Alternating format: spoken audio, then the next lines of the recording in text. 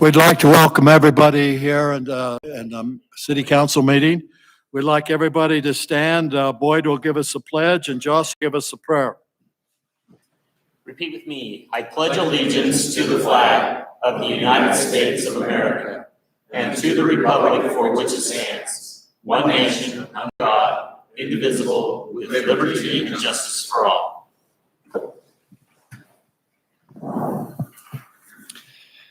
Our Father in heaven, we are grateful for the opportunity to gather tonight, to be able to live in this wonderful city and to enjoy the freedoms and the liberties that we have.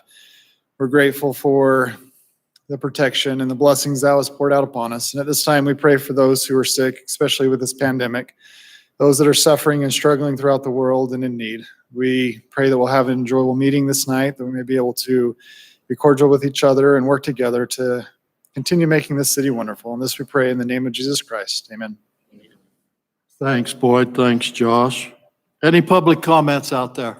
Come on up and state your name if you would, please.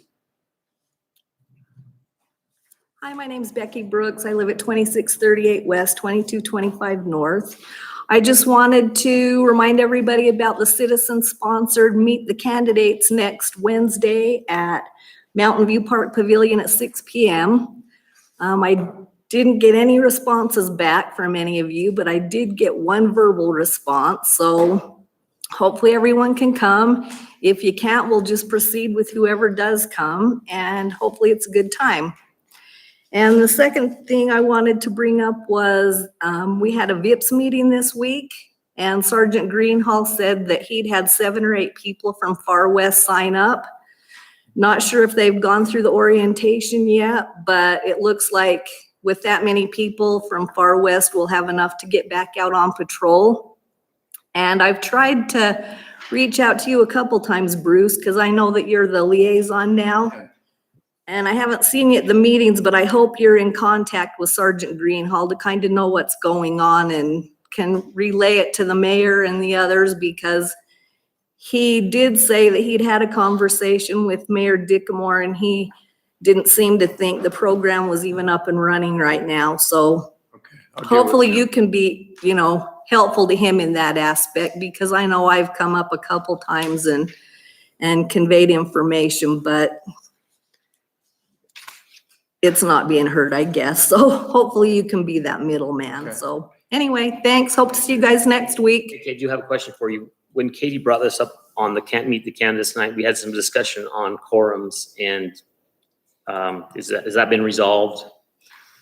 When I spoke with her, she said it should work if we just had the 2 mayoral candidates for the first little bit, and then they could go out and mingle with people that are in attendance, and then we would just have the 3 council people on the ballot up there to answer questions. So there would never be, there'd be 2 people that would be part of a quorum, but with Katie as the 3rd, it wouldn't constitute a 3rd person as a quorum. So that shouldn't be an issue at all.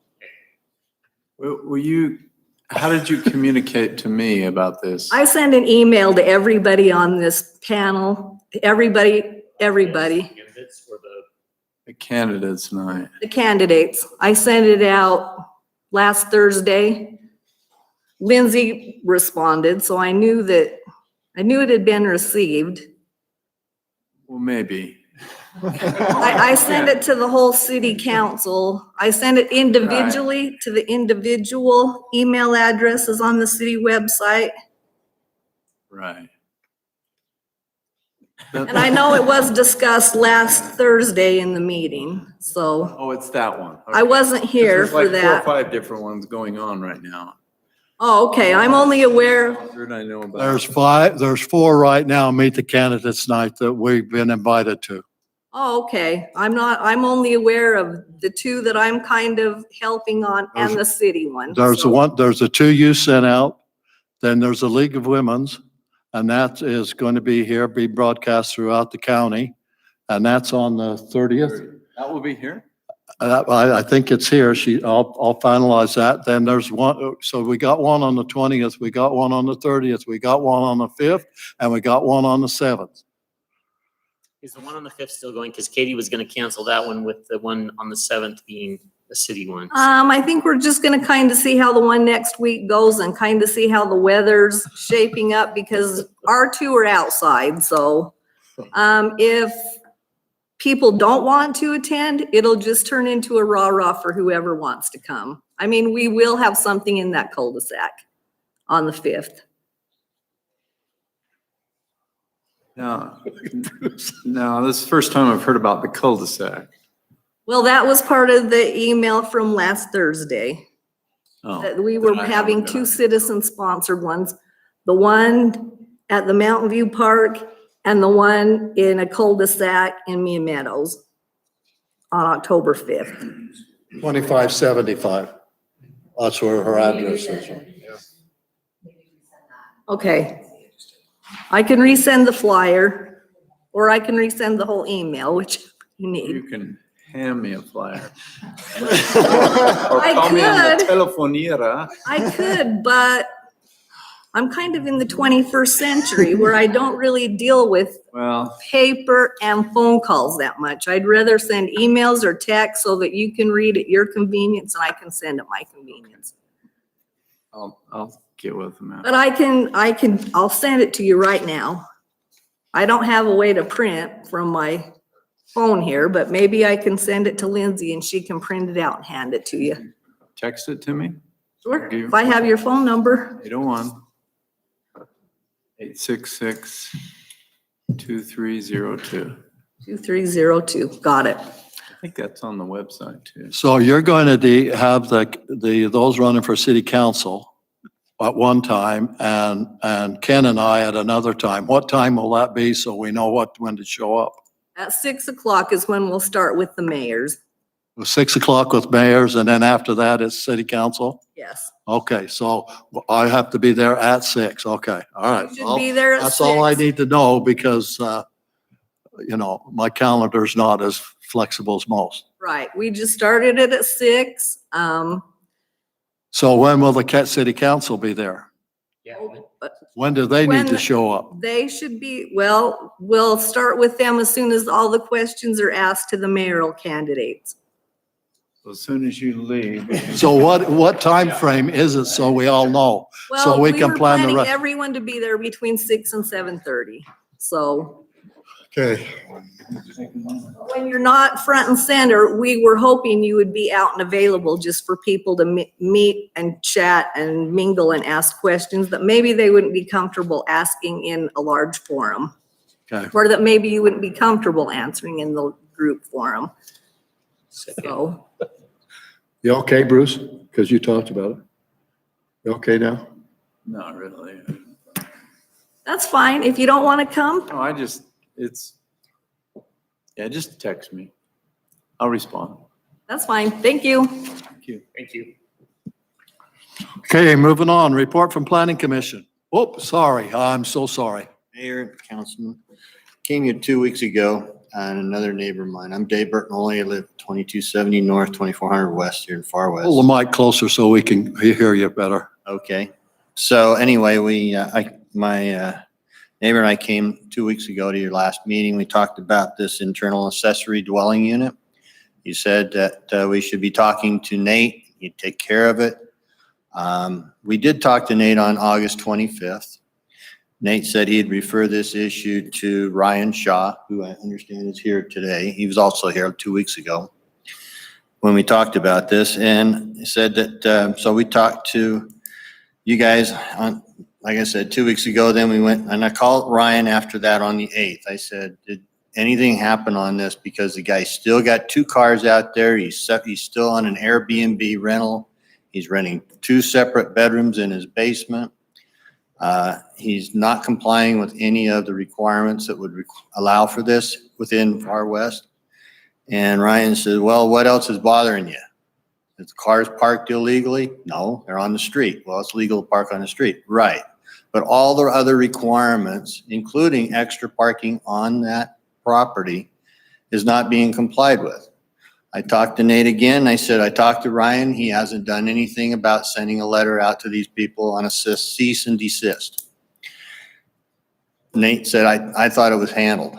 He said, I'm not a code enforcement person. I will communicate this to the people who legally can transact, which is why I contacted Ryan. Ryan may respond or may not want to respond, whether he sent a letter to this neighbor of ours who's doing this, because it's still happening. And I think it's your responsibility, I hope, to want to take care of these issues so they don't get out of hand and get out of control. Another point I'd like to bring up is Layton City also approved a similar internal dwelling unit, but in theirs, they said, we'll do it under a conditional use permit. Still have to meet all the requirements that you've spelled out, but in addition to that, the person living in that dwelling is a blood relative.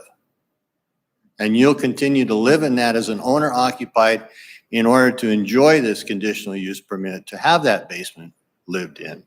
But the person living in it has to be a blood relative, and you need to sign that affidavit stating that's what happens. And that's what Layton City's doing. So you don't get the Airbnb thing going back and forth. But that's what we have. And I'd like Ryan to respond to that. Has anything happened on this that you and I talked about on the 8th? Yeah, I had sat down and began drafting a letter. The auxiliary dwelling unit ordinance that we have, in my opinion, does not regulate this situation. The ordinance that we have spells out 3 things what constitutes an auxiliary dwelling unit. If you don't meet all 3 of those, then you don't have an auxiliary dwelling unit, and therefore you can't regulate all the rest of this. So I sent a note to the council and said, hey, I think we need to look at this. I did speak with them on the phone.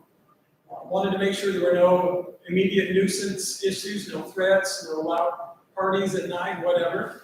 He assured me that was not the case. It was simply this individual was not following the ordinance and he wanted something done immediately. I said, well, I don't know that we can do it immediately. So we need to look at that ordinance. I can't speak to what Layton is doing. I will say that this council has gone through the exercise of dealing with regulations that define what a family is and that can live in the dwelling. When we did the assisted living center, having to sign that you're a blood relative to live in that home, I think it's a stretch, and quite personally, I don't think it would stand up to the challenge. But that's beside the point. If we need to look at the Airbnb issue, that was not, in fact, I got on the phone with Ted the next day and I said, Ted, what do you give me your thoughts on this auxiliary dwelling unit and Airbnbs? And, I don't want to speak for him because he's not here, but he agreed and he said, yeah, what the legislature did for auxiliary dwelling units was not intended to regulate Airbnbs and those kinds of activities. And he said, if we're going to do that, we need to do that separately, and we need to do that specifically and explicitly. And so that's when I sent the letter to the council saying we need to look at this issue. In the meantime, I wanted to make sure that there were no nuisance issues that were taking place here, that this was more of a quasi-administrative matter. I wanted to make sure that the neighborhood was okay and safe and things won't happen there. We don't know that. We need to look at that. We need to look at that ordinance, or look at getting an additional ordinance to regulate or prohibit whatever the council decides to do Airbnbs and those types of activities. Time frame to look at that ordinances would be what? You two from the council? How long from the planning commission? How long would it take to come up with something that would satisfy? How long would that take, Lou? Okay. The next couple work sessions, we have some other ordinances that we're in final review of. So I mean, we're at least a month. One of them is, we have a public hearing for it. I think it'll be fairly straightforward. It's the one relates to livestock. Okay. The other one, we're again relatively preliminary stages when it comes to accessory buildings and their spatial location within the law. And that will be a subject we'll be discussing. So if you're looking at a time frame, we really need to clear our slate of those before we launch into another. Well, we have a deadline on the general. When we've got the general plan. So. We need to get this fixed. We know that. We just have to go the right way. So It is zoned single family. No, and I'd like to say we Not a agree with, multifamily type issue. The only reason they're making allowances for it is so that kids can have their parents that get older, start living with them and not violate any of the zoning requirements and that. It's pretty straightforward though, and I don't know why it can't be handled because one, he's allowing somebody to live in the basement, which says it has to be validated that it's health and safety. The basement was built without a building inspection. You have no clue how they wired it or anything else. I mean, there's plenty of reason why this guy can stop what he needs to be stopped doing if you really want to. You know, I thought the intention of the legislature's mandate was to, that's why it was for nothing less than 30 days. Right, was to exactly. take care of that. And it's still in the Airbnb 4-day minimum. The people, he's got people coming and going. That's what I thought. We don't know how much effort he's doing to screen these people. For all we know, they could be child predators. The lady already said she had a concern because the guy's sitting out in the driveway in a lawn chair, and looking across the street at their bedroom windows at night, 10:30 at night. You don't know who these people are. They're coming and going. It's ridiculous. I mean, if you don't have something that fits into, then it can't be legal, right? And you don't have anything right now that allows for that. Whether it's this ordinance or not, it's not allowed. It's a single family home. Why are we still shaking our heads? Other cities pull up their pants and deal with it. They have code enforcement. Unfortunately, we have just an attorney, but we need to have something for more than that. There's 100 code violations going on out there, and I got 20 pictures here to prove it. And we're not addressing any of them. we did put that on our agenda for tonight based off your Officer, just so discussion. you know, we So- realize these things have to be taken care of. So, yeah. Somebody has to enforce it. And maybe it's not Ryan's job to have to enforce it.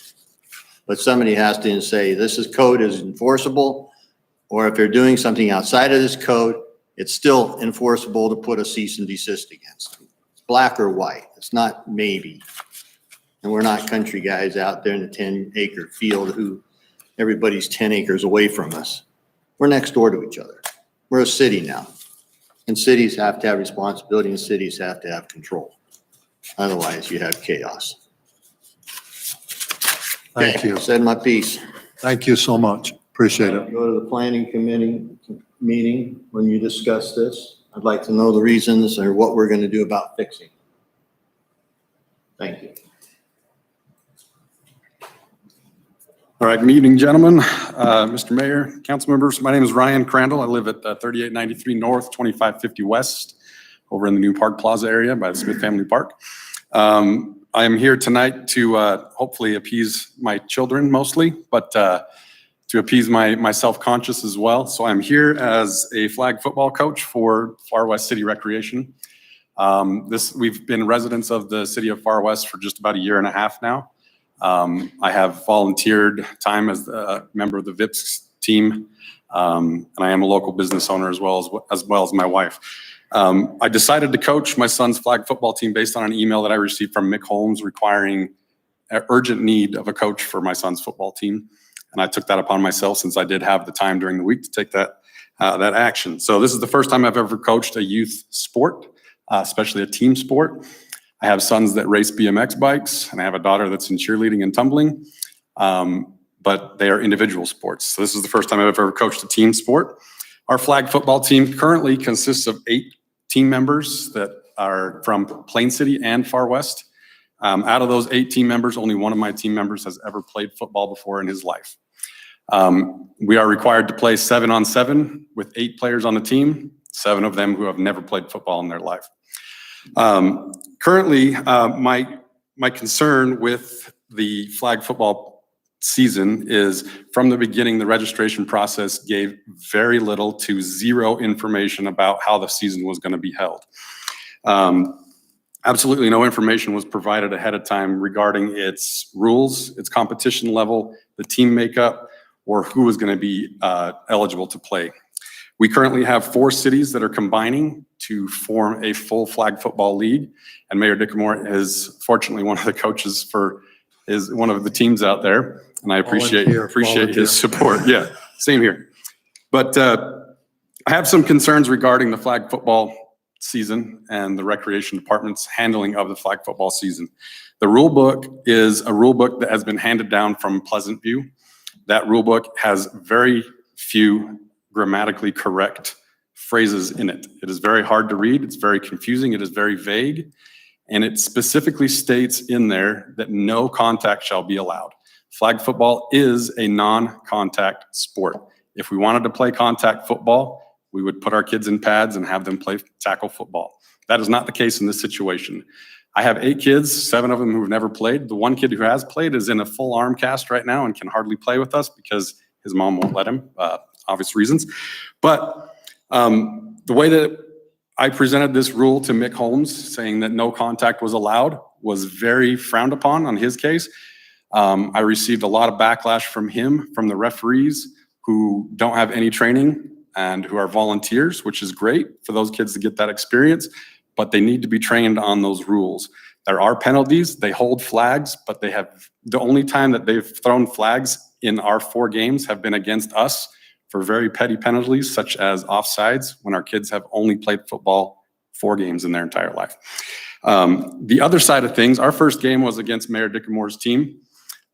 Their team members were blocking extensively using what we call a screen block.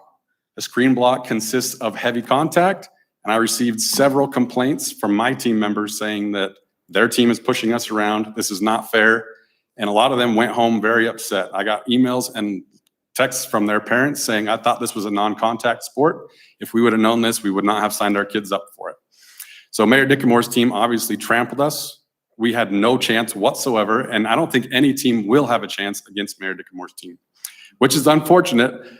Granted that we do not keep score. It is a non-competitive league, which I do not believe is the case, because we have teams from all over the county who have been playing together for several years. I have spoken to several parents and asked them about this. How are your kids so good? Well, they've been playing for 4 years together. We have kids, relatives of our Mick Holmes, our recreation director, who are playing up a league because they were too good for the 3rd and 4th grade leagues. Now, how is that not a competitive football league if you have to play your better kids up a league to give them some competition, right? And we are allowing team selections to be made, and my kids are not having any fun whatsoever in this non-competitive league. They go home every time after a game and say, I wish we just had practice. Practices are a lot more fun than games because the other teams don't follow the rules that we follow. So it is my recommendation that we immediately change the rules for the flag football season and make sure that we are following the widely utilized NFL flag rules that are distributed throughout the entire country. These rules have been used for the last 11 and a half years and have been proven to be effective, fair, and most importantly, have been proven to show that it is more fun when you have team members who can sit out on the sidelines and rotate with their players. We don't have that luxury right now because every single one of our players has to play full time, especially if we're missing an athlete. So I do have copies of those rule books, and I have copies of our rule book where it specifically states that no contact shall be allowed. Yet teams like Mayor Dickamore's team do allow their child or their children on their team to provide full contact blocking for their team members. I am a competitive person by nature, as you can tell, but I am mostly doing this for my team so that they can have fun and enjoy the sport that they thought they would enjoy doing. Right now, it's just practices alone for them that makes it fun. So, and I do want to bring up one more thing that I do wish that you guys would take into consideration. When I discussed this with Mick Holmes, he did indicate to me that he had no clue about the rules, did not know that that rule was in effect, that there was no contact allowed. When I presented that rule to him, he was in shock and was like, oh crap, I screwed up, you know. I did receive an apology from him in an email from his attitude that he projected towards me. But I would like that you guys consider formally disciplining Mick Holmes, as he did put his hands on me several times to demonstrate his proper blocking technique, which is still considered illegal in his own rule book that he approved. And that's my case, and I hope that you guys will consider taking that into effect, making this fair for all the teams so that our kids can just go out there and enjoy playing the sport that they thought they would enjoy doing. Because right now, none of my kids on my team enjoy playing those games against teams like Mayor Dickamore's team who don't follow the rules that we are all given. So I'll present those rules with Lindsay, if that's okay with you guys, and make sure that you guys have those to look over for future discussion. Thank you. Thank you. Report from Planning Commission. I know you're all disappointed not to see Ted. At least the mayor is. Okay, I'll give you, Geneva. what? Welcome. Thank you. Okay, I'll give you a quick recap. So tonight in front of you, you'll see the final subdivision approval for the Fisher family homestead located off of 2000 West. The only thing on that one is, and I'm not sure if they've updated their site plan, but the curb and gutter, we talked about that being included as part of their site plan. So that was a condition on our approvals that night. I don't think it's site plan time yet anyway. Oh, sorry. It's just Oh, subdivision, sorry, subdivision, but yeah, you get the point, sorry. Okay, then we went into a couple, scheduling a couple public hearings for a rezone off 2000 West, north of 2700. They're gonna come back next week for a rezone into the C2 zone, to do like a flex space commercial use. Then we set a public hearing for, the reclassification of our livestock ordinance that you guys had maybe a month or so ago. You had a citizen come in about pygmy goats. So we reviewed that and reclassified based on weight and a little bit more specification to help on that one. Then lastly, we did a follow-up on assignments and some of our stuff due to the general plan that's coming up due in the next couple months. So that was it. Any questions for Geneva? Thanks. Thank you, appreciate it. Okay, moving on, business items, approval of the Fisher Family Homestead subdivision located at 1300 North, 2000 West. Is Val here? Is anybody here representing them? According to when I talked to Ted, he said everything was approved in city and planning commission. Was there any issues whatsoever? Council, would you like to have a representative come and we can table it, or would you like to approve? It's up to you. I think we can move forward. It's a 2-lot subdivision. I agree. You know, Was that a motion? sure. I move we approve the Fisher Family Homestead subdivision. Okay, motion on the table is a second. Second. Second, any other discussion? All in favor? Aye. Anybody opposed? Okay, moving on. Next item, discussion and action on garbage service, RFP. You need to know that Cody said it would been a long time. I don't know how long, about 2013 or something before we've done anything like that, Cody. So we put it in an RFP out on the garbage to see where we are at.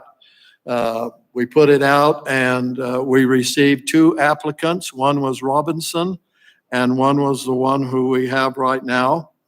Robinson application, correct me, Ryan, because you've been involved in this and in meetings with this, was $1,300 more a month than our current garbage, Econo Waste. And Ryan, step up and kind of let everybody know where that's at, if you would, please. Yeah, I think those 2 responses were sent to the council, and just based on the numbers that we provided them to respond to, you know, if you do the math, and Cody might have to correct my math, but if you do the math, it is about $1,300 difference. Now, neither of them really addressed some of the smaller ancillary items like the roll-offs to the parks and special events and those kind of things.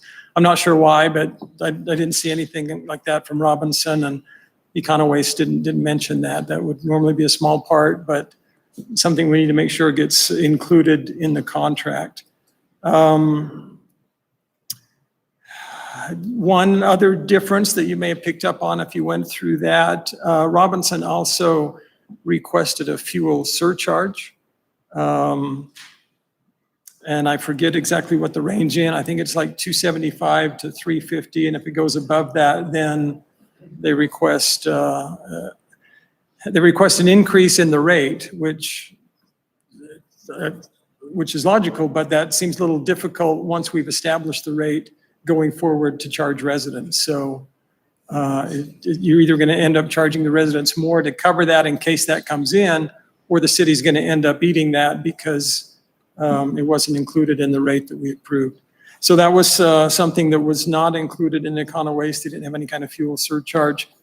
Both of them are requesting an automatic increase after the second year based on the Consumer Price Index. And apparently the Department of Labor tracks prices for garbage collection. And based on that national average, or those national figures, both of them have requested increases based on the CPI. We had gone out and asked for a 3-year term on the RFP. Both came back and said they'd like to do a 5-year term. So where this is at, I think the next thing for the council to do is to decide which entity we need to begin contract discussions with. We do need to do that ASAP. Our contract expired on the 12th. Econo Waste said they would be good enough to carry us out through the rest of the month at their current rate, I believe. But we do need to get started on at least negotiating with the one that the council feels will be the most cost effective.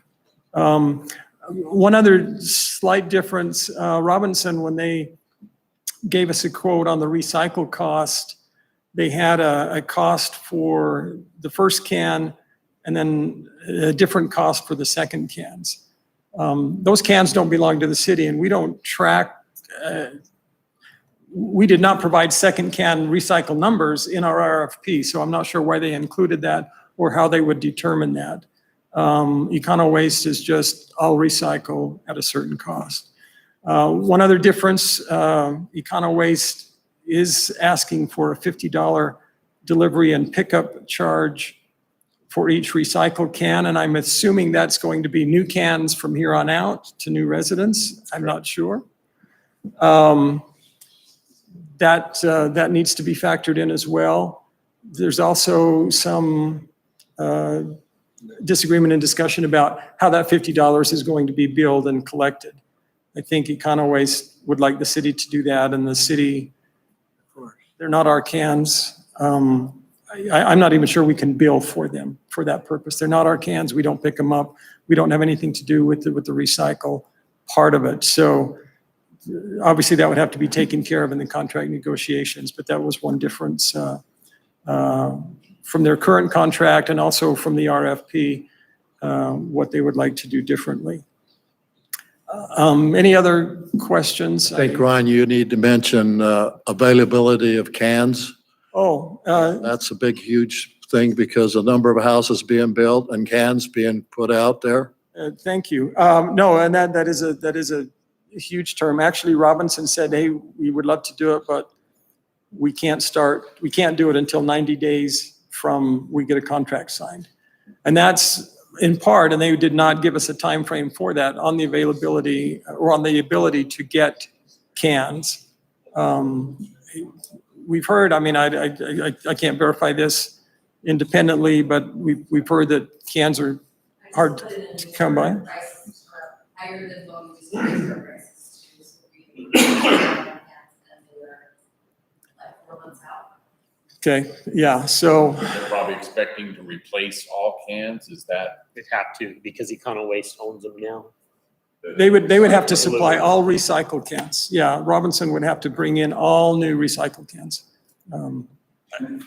Just if they wanted to do that. So, yeah, so Robinson can start even on the garbage for 90 days. It didn't sound like according to the RFP, they said they needed time to get equipment and personnel. So, so those are the numbers. Those were the parameters. Council just needs to decide who we need to get a contract negotiations with, and we need to do that fairly quickly. So I'd like to make a motion, Mayor, if we could. Okay, I'd like to make a motion that we continue on with Econo Waste based on the RFP pricing being less and also having the cans also existing, where we don't have to wait 90 days on a contract that's up. okay, there's a motion on the table. Is there a second? I have a question. What entities was the RFP sent to? Besides the two we've Republic. discussed? Republic and, It was put on the state website. I mean, I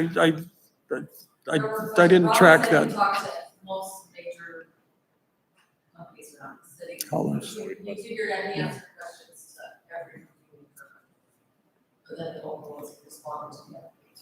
Right. And this had to be posted on the state website. Pardon me? They Waste asked management? questions, So they saw the RFP, but they did not respond. okay. I'd like to see it for 3 years, not 5. That'd be part of the negotiation. Yeah, that's, we can sit down. across First of the all, table. let's pick a provider and then we'll sit down with the provider and negotiate the contract. And I'm Yeah. assuming if you can't come to terms on the contract, then you go back and Yeah. start over, but. So we have a motion on the table. Is there a second? I'll second it. There's a second. Any other discussion? All in favor? Okay, Ryan, I will set that meeting up so we can get it done, probably first of the week if he can, maybe even tomorrow. But let's work on the first of the week because of the, go from Yeah, and there. probably what would work best if we can get them a draft Right. contract so that they have something prepared before we get together. I mean, I Yeah. think that would be, Okay. and I'll get that ready. for All righty. All right, thanks, Ryan. Okay, moving on. Discussion of code officer enforcement. Josh, go ahead. So I asked the mayor to put this on the agenda so that we can discuss this. I know that, in light of some discussions and other things, Nate is a building official. He does inspections. He does a lot of stuff. A lot of our guys are busy. Ryan is our city attorney, giving us legal counsel, not necessarily always tasked with enforcing ordinances. I really just want to have an open discussion on the council of how we felt about the code enforcement officer. I know there's cost implications there. I don't know what they are, but before we even started down that path, I wanted to kind of get everyone's feelings. Council? I really feel like that we're at that point in our city where we need that code enforcement person. How we do this, whether we could find someone part-time, whether we have budget enough to do that. I think all that needs to be looked at, but I really think that this has been a struggle more so the last few years, more so the last year maybe. And I think that we should at least entertain looking at finding somebody that could do that. Okay, Yeah, I ran into an old friend at a meeting. He was laid off from IRS last year due to COVID, and I asked him, what he was doing. He was part-time working for Merritt Slaterville doing their code enforcement. So that's what, they were giving him other duties as well, but he was doing it as a part-time thing. We'd have to look at this, is it 1 day a week? Is it 2 days a week? Is it a? Let me throw this idea out and see if the spaghetti sticks to the wall at all. We have 8 planning commission members that are very invested in code. Maybe there's some opportunities there.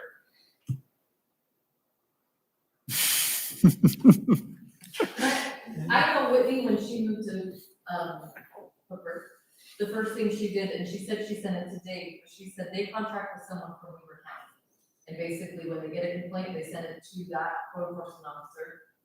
They handle it, and then they're billed based on whatever that officer had to do. Let's do some research, Josh. Yeah, I mean, and that's kind of where I'm at. I think if there's enough interest and we feel, which I'm in agreement with Boyd and Ken, I mean, I don't think it needs to be a full-time employee. That's all they do, but, and like I said, I think we need to just do the research and say what's out there as options, what would pay be, what could we do, and then present that and decide from there. We had a guy who would have done it for free, but unfortunately he passed away. Milt Austin, he'd have been on top of it. Oh. He'd have been all over it. Bruce, haven't heard from you. Well, in the past in other cities, we've had issues with our code enforcement officer, and we've either dealt with it through our police department that we controlled ourselves, or we hired somebody part-time. And they also, well, we're full-time in the office, and so it could be done that way. But it's a touchy thing sometimes. You think? Oh, yeah. Mayor? Yes. You mentioned the planning commission, could I just make a comment?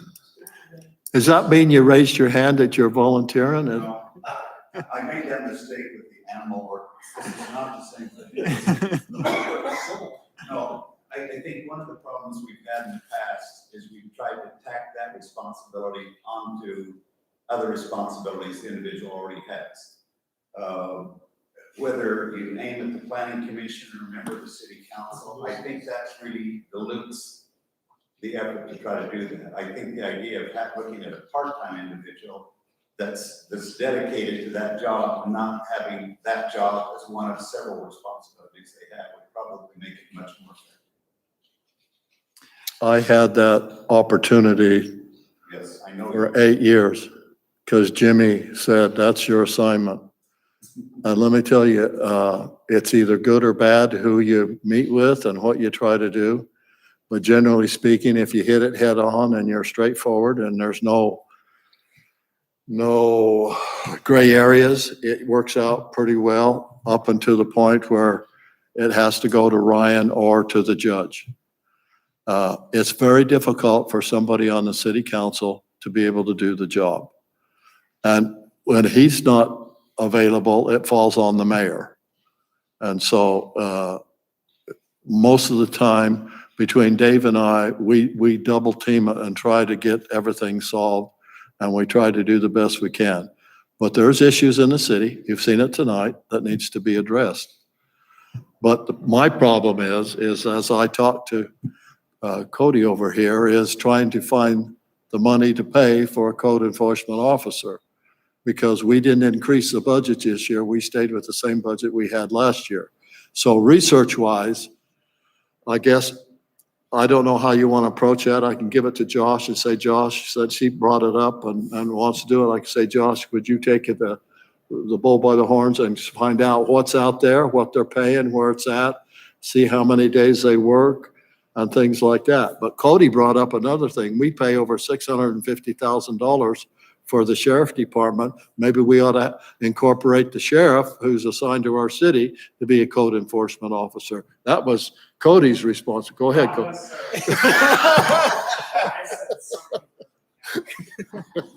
Right. It's very difficult.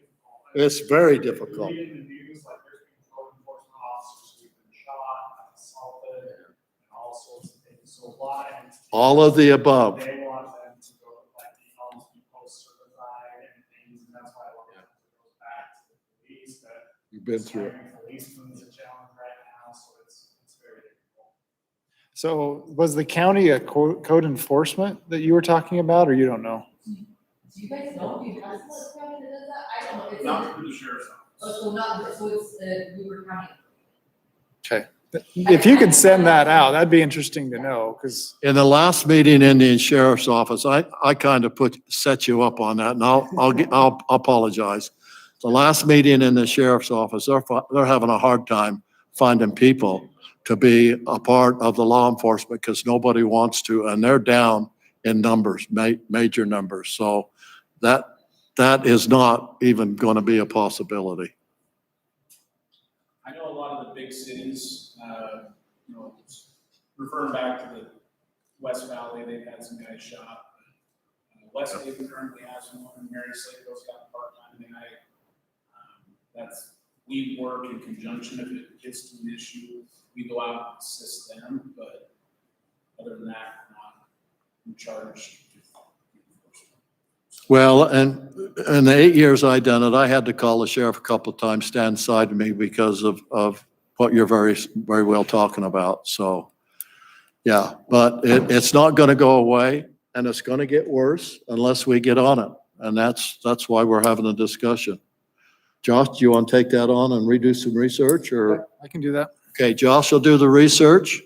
I don't know what time frame you need on that, Josh, but let's do the research, see where we're at. Cody, let's see if we can find 50 cents, 25 cents an hour or whatever, and see if we can find something in the budget that would be able to do that, okay? Is that fair, council? Yes. Okay, go ahead, sir. I just wanted to say that if you at least demonstrate there is code enforcement, people will respect it. But as long as there's nothing being done on code, one guy talks to the other, hey, I just got a citation because of this. That information passes throughout. It does. Really well. And most of the people that care about anything will straighten up and do what's right. And most of the people that break the code and you go to them are very, very congenial. It's just that, I'd say maybe 10% that is volatile, say the least. But what I'm saying is if you demonstrate you have the ability to enforce it, you probably won't need to enforce it that much. But if you continue to ignore it, it's going to be everywhere. Okay. And I got guys right outside my house, unfortunately. He works for Cat. He's got one of these big 27-foot big trucks with a boom on it. And he's pulling the gas tank off his friend's car. He's got gas all down the road and in the gutter. And he's got the back end of it jacked up with the crane. And I asked him, what are you doing, run a repair shop over here? Oh, no, I just got a lot of friends with bad cars. Well, you know, you really don't, there's an ordinance against doing it. And if somebody went by and give that guy a citation, or at least a warning, it'd never happen again. But, you know, you walk down the street, he's got a fifth wheel, the nose on that goose nose on hooks onto your truck. It's 3 feet over the sidewalk, yet he's got 30 feet behind it to back it up. I'm just saying. You just need to educate them. You know, I mean, I've seen your blurb on Facebook. It makes me wonder about property owners and their rights to do what they want to do with their property, as long as It's law. it's not illegal or impacting their neighbor. But you can see what we have to do as a neighbor to try to get some activity to fix the problem. It shouldn't be the burden of the neighbor trying to prove, it should just be the law stating, you violated it, we're gonna fix it. If you're doing what you're doing and it's not a problem, then that's fine. But the point is, we're not on 5 acres of property. I see Lee's property. He's got nice acreage behind him, but guess what? Guess where his motorhome? Guess where his trailer is? Guess where his barn is? Guess where his tractor is? It's in the back of the yard. But these guys got 3 trailers, a motorhome and whatever, and they're all trying to park around their house. That's why they have storage units. That's why they have spacing. You want to buy more toys than your neighbor can handle? Put it over there. But don't make it a burden on everybody else. Okay, let's Parcels anymore. let's give Josh a chance to get the information together and we'll share that information and go again. Cody, when you got a minute and you're in the office, come in and we'll sit down and see what we can find, okay? All righty, appreciate it. You want any more discussion? Are you okay? I'm good. All righty, moving on. Consent items. Motion to approve the minutes on September 2nd. So moved. So moved. Second? Second. Any discussion? All in favor? Aye. Motion to approve bills. I need to make a comment on that, on the bills. I had to readjust the bill because they double billed us on a situation. And so that's why you got another email sent out to you on the bills. So this is the accurate one that came out today. So motion on the bills. Have we got a second? A motion to pass? Yeah, let's pay the adjusted bill statement. Okay, good. Is there a second? I'll second. Second, any discussion? All in favor? Aye. Smith Family Park, Boyd Ken. Ken, we've both probably been out there today, but they brought in the playground chips for the back triangle playground. Our city employees were helping them haul that in before windstorms come and blow it through the neighborhood. But that's coming together. We're still missing a few pieces, but hopefully have that done shortly, soon anyway. So other than that, Yeah, and the reason our guys are trucking it in is because they brought the chips in a semi, and the semi will not go down that back road. So lesson learned, let's build those playgrounds in the corners first before we put other things around them. Yeah. But most of the equipment is in place and the wood chips are delivered. Okay, they were hustling like today when I was out there with them, trying to get them down. Okay, moving on. Mayor's council follow-up. Josh, go ahead, please. So this last week we had the mosquito abatement meeting. As you know, they're out double duty trying to keep on top of it. We actually had a presentation. You know, we think we're in a drought, but they're actually emptying tons of water out at the end of the rivers and other stuff. And we're getting more and more mosquitoes like crazy out there because of the higher water than normal years. So they're just being mindful of that, but they are trying to spray as much as they can. So had that meeting. You want me to discuss celebrations or do you want to talk about it? Well, we're going to talk about it, but you can discuss it if you want to. I don't care. So the mayor was asking about a few coming up. The first one being our yearly trunk or treat, which the mayor and his wife usually Called the Halloween Bash. Halloween bash. COVID numbers are going up. We are having issues with that. So we wanted to get the council's thoughts and feelings on whether we should have it this year or not. We did postpone it last year. We canceled it. I personally think you could probably pull off a safe trunk or treat, you know. but- Let me just make a comment there. What we do is we go to each elementary school in the city, give them out flyers, tell the kids when the trunk or treat's taking place. I go to all the businesses in the city and try to get them to come and be a part of. We average between 30 to 40 cars of businessmen come.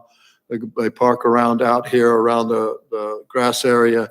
We hold the kids over here by the senior center, wait to appropriate time to let them walk and get the candy that they need. Now, these are the really small kids.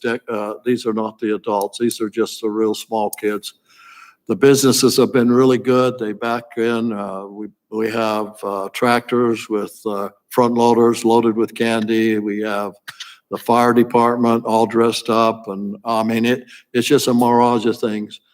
I have a person who gives $300 every year donated, and we use those as gifts for the best car decorated. And the last 2 years that we have done it, Walquist Junior High student body officers have won it. They've won $100 thing, bill to be able to make it really fun for their student body officers. So those are the things. We added 3 years ago, baskets where we went around to businesses and we told them to provide a basket. Then we auctioned those baskets off. And we also had Pioneer Elementary. No, it wasn't Pioneer. It was Silvercrest Elementary, had the popcorn machine, giving free popcorn out. We had the senior center giving out pizza, $1 a slice and all that sort of stuff. And there was a great crowd. But I don't know if we want to go to that extent with COVID. That's why I'm asking the city council what they want to do. So, Josh, that's up to you. my vote would be a trunk or treat Nix the pizza. and, maybe nix the other activities. But keep it simple and just have I feel good with that too. that's my suggestion. Packaged items. Yeah. Yeah. Well, that's what you typically give out. So, Well, you talk about pizza, but well, yeah. That was, But the trunk or treat would be them coming around, you giving them a piece of candy. yeah. So- Okay, here's your problem. You got Halloween on Sunday. When do you want to do the trunk or treat? What's the date? Because the flyer's going out either tomorrow morning or first thing Monday. Well, we discussed that we normally do it the Monday before Halloween. Do we feel like that's too early? I think it's fine, I but think it'd be fine. Okay, got that one down, Lindsay? Halloween itself will be celebrated on the Saturday before Yep. Halloween, Right. since it falls on Sunday, Monday so, would be appropriate. yeah. Well, we've Monday. usually tried to avoid actual Halloween because we had a couple of years where we tried to do that and people were like trunk or treating and then running home to hurry up and get the kids off the front porch. Okay, the next one is Veterans Day. Bruce, you want to talk about that a minute, please? Yeah, last year, of course, it was canceled.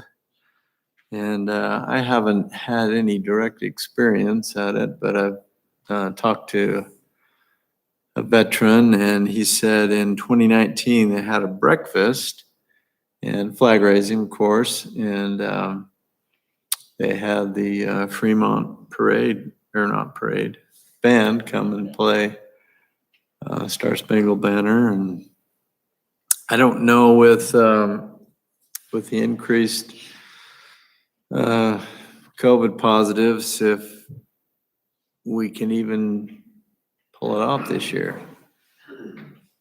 What does everyone think? If you do it, it would be November 11th. Yeah, That's 11/11. Veterans Day, so. Yep. You That's want to plan on Tuesday. something or?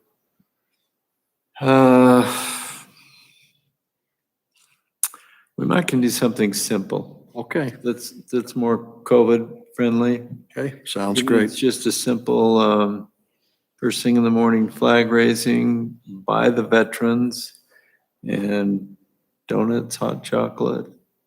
I'll see if the band can support that. Okay. We'll go with that. Okay. Okay, the other one that I have here on celebrations is the Christmas lights out here with COVID, and we have Santa Claus, we have donuts and hot chocolate, and we have choirs singing. Give me your opinion, council, for Bruce, for Josh, so he can decide. If we do that, the date would be on that, we've done in the past, would be November 29th on the Christmas lighting. Santa Claus comes in on a fire truck, but I don't know, it's inside, and we've got another issue we're gonna discuss here in a few minutes. I think we watch this, but I think we have to keep it simple again this year. I think we should have it. We light the trees, but maybe not have all the No choirs? no choirs and maybe no hot chocolates and donuts inside. I think that's where we might get in trouble. It's a really loud countdown. Yeah. Are you okay on the 29th?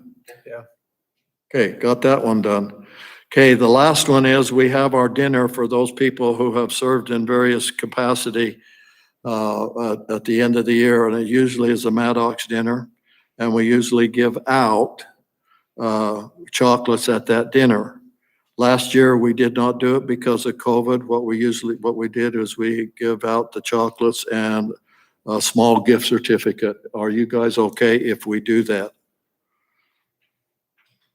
I called Maddox today. The maximum number that they could host would be 40.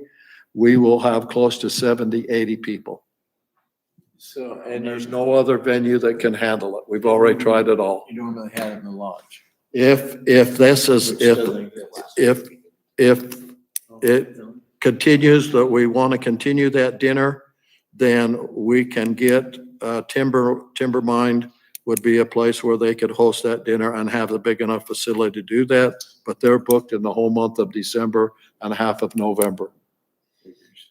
There is an option also just to consider. Bruce knows about this place. It's now called the Northrop Grumman Conference Center. It's up Ogden Canyon. That's available for these types of events. Tell me your preference. I think the same type of thing. We're gathering people together and it's potentially, I think we keep it simple and just do what we did last Do year. the same thing as last year. Same as last year? Got that one, Lindsay? Okay, the last one. We served and was at the senior dinner last night for our senior citizens, and we had it hosted it over here. We I was hit up while I was serving salad if they could rent the senior center for, the one lady asked for Thanksgiving. I said I'd check into it. Here's the situation. If we rent that out to the public with the COVID being on, then we're going to have to make sure that that is sanitized before somebody else goes back in on a rental unit. So I talked to Chris. She first said she had no problem. She called me back and she said, I don't have the ability to make sure everything is sanitized. She suggested that we do not rent it out, that we keep it as safe as possible. Give me your feeling, council. I would agree with that. I would agree. Got that one, Lindsay? Okay, go ahead, y'all. That's all celebrations I had. That's everything I've got. You're done? Let's go. Okay, go ahead, Boyd. We have, we met Tuesday night on Weber Fire District. And we also met today. I'm on the budget committee, so we met this afternoon for a few hours, working on the budget for that. It's amazing, amazing process. It's a good sized budget for the fire department and everything they have to do. And it's interesting to see how the wildland fires affect everything. But our district is in good hands with the leadership there. So other than that, just the normal occasional meetings. So that's all I have. Bruce? We had a meeting with the communities that care right here in these chambers, and talked about a lot of different ways that we can help prevent drug abuse, alcohol abuse, suicide with the youth. A number of things were talked about. Dealing with Fremont High School, one of the assistant principals was there, and it was a good meeting. The veterans, you heard what we're gonna do with the veterans. Something unrelated to what I'm responsible for. Went to the senior citizen dinner last night, and I assume that was approved by the health department and everything, but with the increased number of COVID positives, I considered it Through the kind health of department, had it all cleared.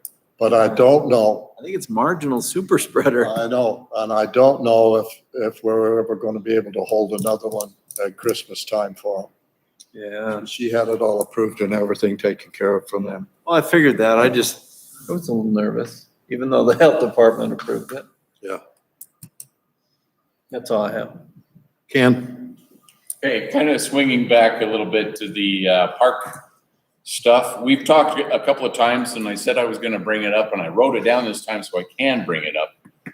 We need to update our ordinance for park hours. We did that a while back where we basically said parks are closed from dusk to dawn, and then we put in a bunch of lights.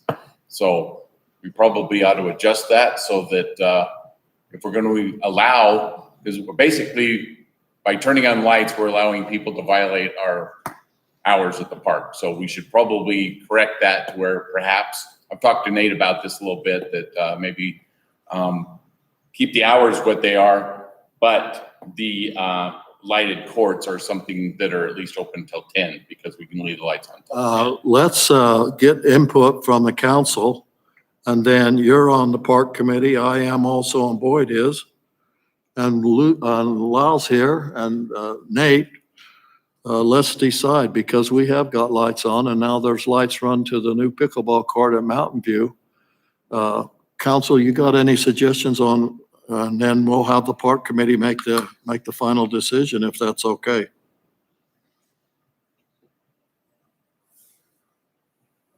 I agree. It needs to be looked at. If we're gonna put the lights on and make it available, then let's review the times.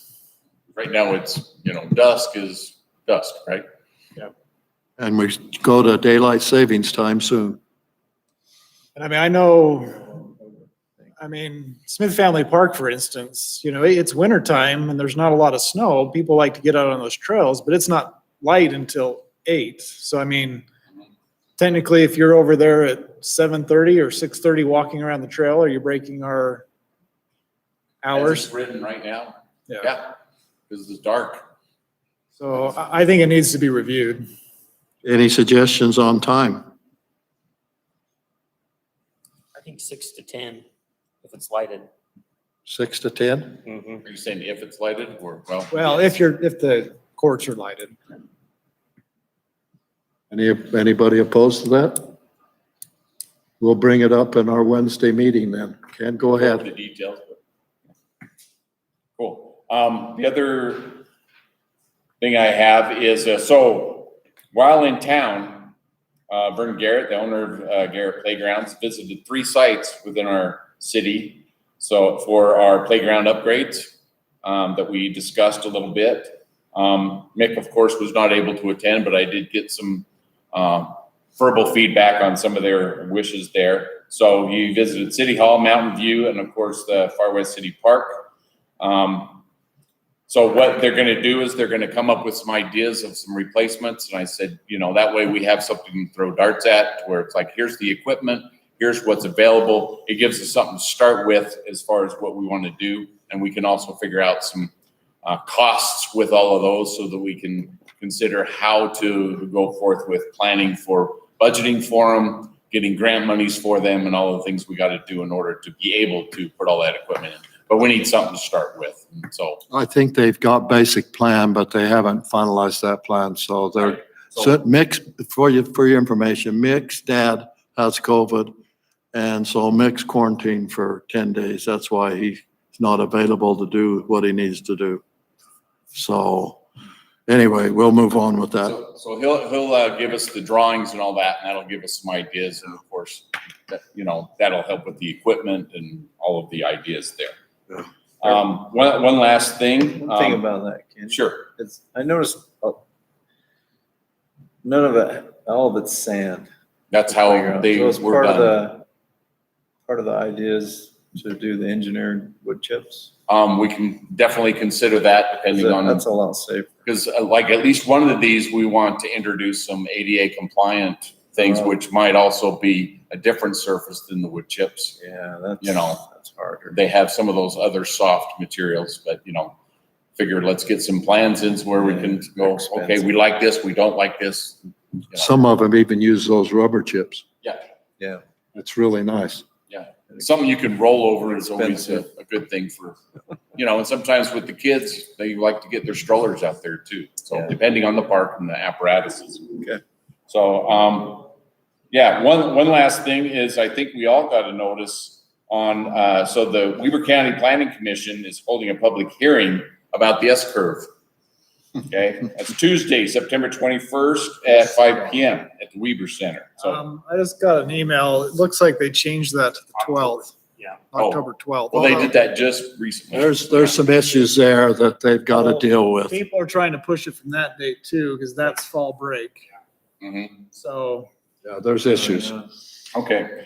One thing I noticed on that at least intrigued me, not about the design itself, but their process. And what they do is because, they're proposing some new zones and those kinds of things and zoning in thing. So what they do is they actually, in that same public hearing, they're proposing updates to the general plan as they're proposing the zoning updates. True. Those are the types of things that, me, I'm always saying we shouldn't rezone that. It doesn't meet the general plan. But we could adjust the general plan so that we are in compliance with the general plan because, once we don't comply with our general plan, others are going to have a hard time saying, well, you let them do it outside the general plan. So that's my soapbox and I'll step off of it. Well, the S-curve is right now under the jurisdiction of the Weber County Commissioners, and I'm going to Yes. leave it at that. I'll not say any more right now because I'll just shut up right now, okay? So I've been involved in that pretty heavily. Okay, anything else, Ken? That's it. Okay, I'm not going to report on all the assignments I got. I'm just going to report on 2 important ones. Senior shots for those ladies who attend our senior center here and do all kinds of glasswork and all that sort of stuff and bowling and all that. Their shots is on the September 20th from 9 o'clock to 11 o'clock. It used to be a drive-by shooting where they just stay in their car. They got to come in now to be able to get their shots. Pardon me? That's the flu shots. Okay, for the community, I've reserved after the basketball court, and the community is, shots are for anybody who would like to have the flu shots, and they do a great job, is September 27th, and it's from 5 to 7:30. And so if you get that word out, that'll be good. We're going to be sending that out over our new program with our people who have signed up and wants information, what's going on in the city. 300 plus people have done that. We're excited about that. I also will have that put in to the Bonavista Vista Bill also. So that's the 27th from 5 to 7:30 p.m. So if you got neighbors and older people, share with them those times if you would, please. I'll entertain a motion. Move to adjourn. Is there a second? Second. All in favor? Aye. Anybody want to discuss anything else? Yeah. We're done. Okay, thank you. Why?